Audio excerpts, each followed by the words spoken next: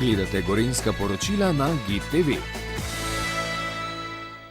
Nova čistilna naprava na Zarici v Kranju očisti kar 85% vseh komunalnih, industrijskih, padavinskih in drugih odpadnih voda, ki se stekajo v javno kanalizacijo.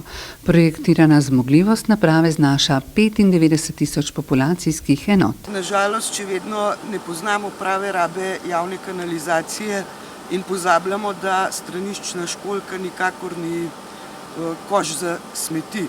In zato pristanemo oziroma mečemo v straniščno školjko razne vlažilne robčke, palčke za ušesa, razne grobe odpadke, gradbene odpadke.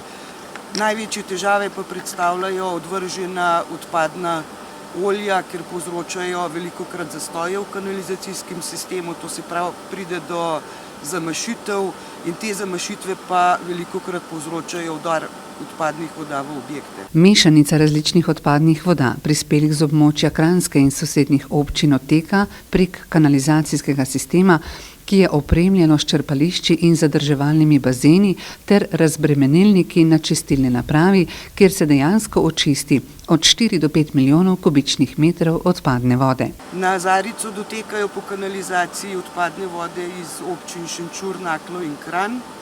Se pa tukaj obdelujejo tudi greznične gošče in mulji iz malih čistilnih naprav iz 6 občin, torej tudi iz Jezerskega, Cerkelj, Preddvora, iz teh 3 še dodatno. Na centralni čistilni napravi v Zarici so predlani očistili več kot 4,3 milijona kubičnih metrov odpadnih voda, lani pa okoli 11.000 kubičnih metrov na dan.